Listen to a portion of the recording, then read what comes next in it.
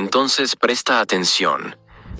Imagina por un momento que eres uno de los jugadores más talentosos del planeta, en la cúspide de tu carrera, con el mundo a tus pies. De repente, aparece una propuesta que cambiaría no solo tu vida, sino la historia del fútbol para siempre. 150 millones de euros. Una cantidad absurda para 2009, que te convertiría en el jugador más caro de la historia. Pero la rechazas. Simplemente dices no. Y esa decisión, que en su momento parecía noble e incluso romántica, se transforma en el inicio del fin de tu carrera en el más alto nivel. Esta es la historia real de Ricardo Isaacson dos Santos Leite, conocido mundialmente como Kaká, y de cómo una sola decisión puede definir el destino de un genio. Para entender esta historia necesitamos volver a 2009. El mundo aún se recuperaba de la crisis financiera global, pero en el fútbol, especialmente en Inglaterra, el dinero fluía como nunca antes. El Manchester City acababa de ser comprado por el Sheikh Mansour, y los petrodólares estaban transformando un club de media tabla en una potencia mundial. Tenían un plan ambicioso: reunir a los mejores jugadores del mundo, independientemente del precio.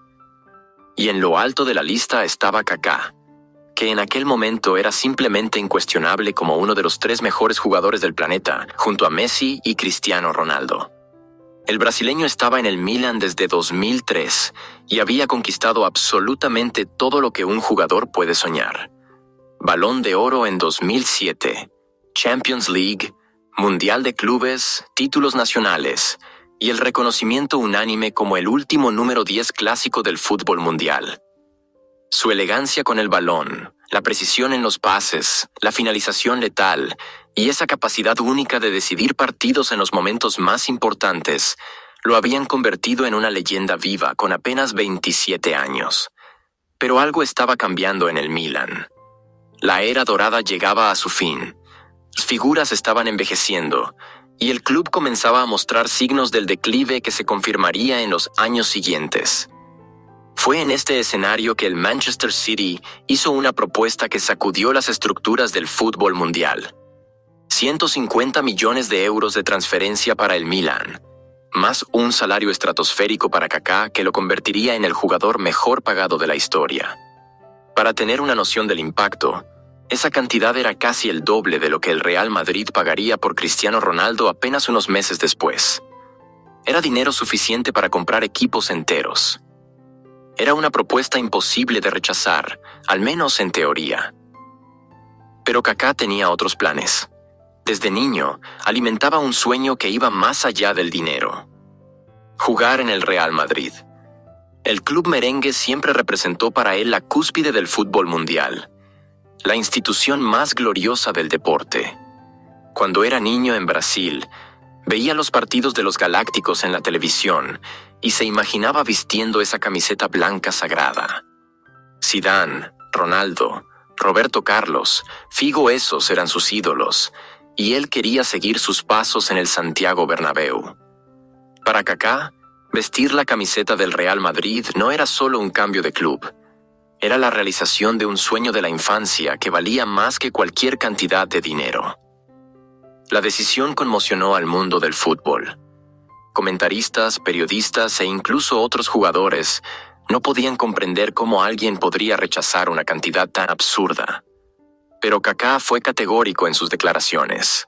Prefería ganar menos dinero y realizar su sueño de jugar en el club de sus sueños. Habló sobre valores, sobre que los sueños son más importantes que el dinero, sobre cómo algunas cosas en la vida no tienen precio. En su momento, esta postura fue vista como noble y romántica, una lección de que no todo se puede comprar en el fútbol moderno. El Real Madrid, por supuesto, no perdió tiempo. Florentino Pérez, que había regresado a la presidencia con el proyecto de los nuevos Galácticos, vio en Kaká la pieza perfecta para su revolución. En junio de 2009, anunciaron oficialmente el fichaje del brasileño por 65 millones de euros, aún una cantidad astronómica, pero menos de la mitad de lo que ofrecía el City. La presentación fue grandiosa, como manda la tradición madridista. 80.000 personas llenaron el Santiago Bernabéu solo para ver a Kaká vestir por primera vez la camiseta blanca. Lloró de emoción, habló sobre sueños realizados y prometió darlo todo por el club de sus sueños. Lo que nadie esperaba era que ese sueño se transformaría rápidamente en pesadilla. Desde los primeros entrenamientos, algo no estaba bien. Kaká llegó al Madrid ya cargando algunas lesiones mal curadas de los últimos tiempos en el Milan, especialmente problemas en la rodilla y en el pubis que se volverían crónicos.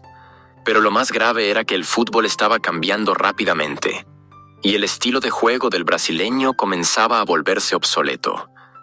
El fútbol se volvía más físico, más intenso, más táctico. El espacio para un número 10 clásico, que necesitaba libertad para crear, se reducía cada vez más. Mourinho llegó al Real Madrid en 2010 e inmediatamente identificó el problema. Su fútbol estaba basado en intensidad, presión alta y transiciones rápidas. Kaká, con sus problemas físicos y su estilo más pausado, simplemente no encajaba en ese sistema.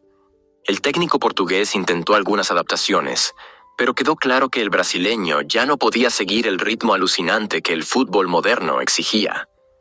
Las lesiones se volvieron constantes, y cada regreso era más difícil que el anterior.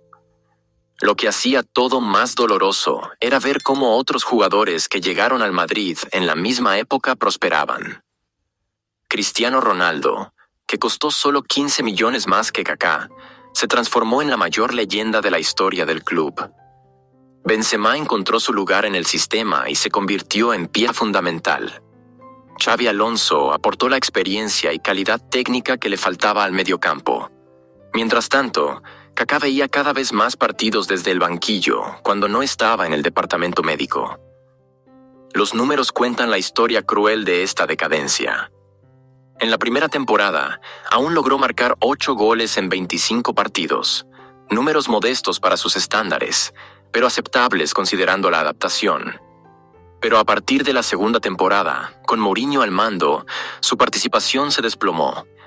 Llegó a estar meses sin jugar, perdido entre lesiones, falta de ritmo y un sistema táctico que no favorecía sus características.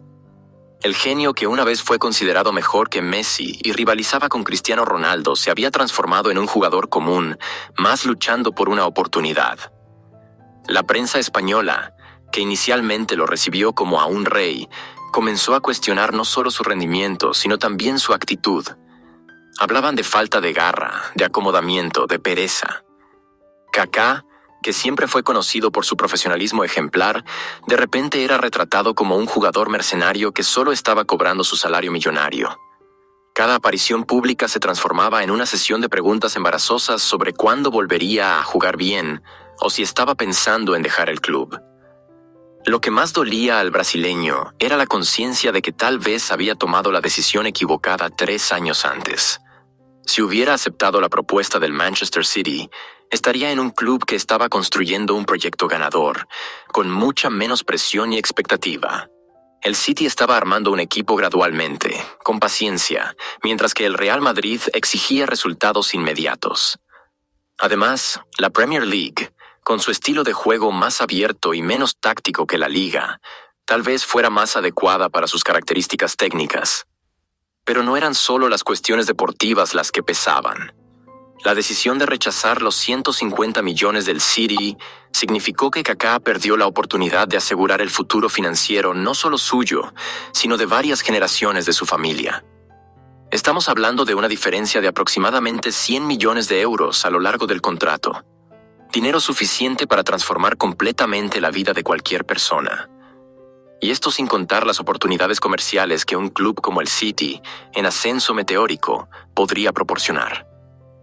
El destino cruel de la historia es que Kaká acabó dejando el Real Madrid en 2013, de vuelta al Milan en préstamo, en una transferencia que simbolizaba perfectamente su caída de prestigio. El jugador que había llegado como galáctico se iba como un peso muerto, alguien de quien el club quería deshacerse para abrir espacio salarial. A los 31 años, edad en la que muchos jugadores aún están en su apogeo, ya era considerado acabado en el fútbol europeo. La reflexión sobre esta historia va mucho más allá del fútbol. ¿Cuántas veces en la vida tomamos decisiones basadas en sueños y romanticismo, ignorando la realidad práctica? ¿Cuántas veces el corazón nos lleva por caminos que la razón jamás elegiría? Kaká siguió su sueño de la infancia, pero tal vez subestimó cómo el fútbol estaba cambiando rápidamente, cómo su propio cuerpo se estaba deteriorando y cómo no siempre los sueños se alinean con la realidad. El Manchester City, club que él rechazó, se transformaría en los años siguientes en una de las mayores potencias del fútbol mundial. Conquistó múltiples títulos ingleses, llegó a finales de Champions League y se convirtió en referencia en desarrollo de jóvenes talentos y fútbol ofensivo. Jugadores que llegaron después de Kaká, como David Silva, Kevin De Bruyne y Sergio Agüero, se convirtieron en leyendas del club y del fútbol mundial. Es imposible no imaginar cómo habría sido la carrera de Kaká si hubiera tomado la decisión diferente en aquel momento crucial de 2009. Hoy, más de una década después, cuando miramos hacia atrás, la decisión de Kaká de rechazar 150 millones de euros para seguir su sueño parece casi ingenua. El fútbol se volvió aún más comercial, los valores explotaron de forma aún más absurda, y pocos jugadores tendrían el valor de rechazar una propuesta de esas proporciones. Pero tal vez esa sea exactamente la belleza y la tragedia de la historia de Kaká. Fue uno de los últimos románticos del fútbol moderno. Alguien que aún creía que los sueños valen más que el dinero, incluso cuando esa elección le costó su carrera en el más alto nivel.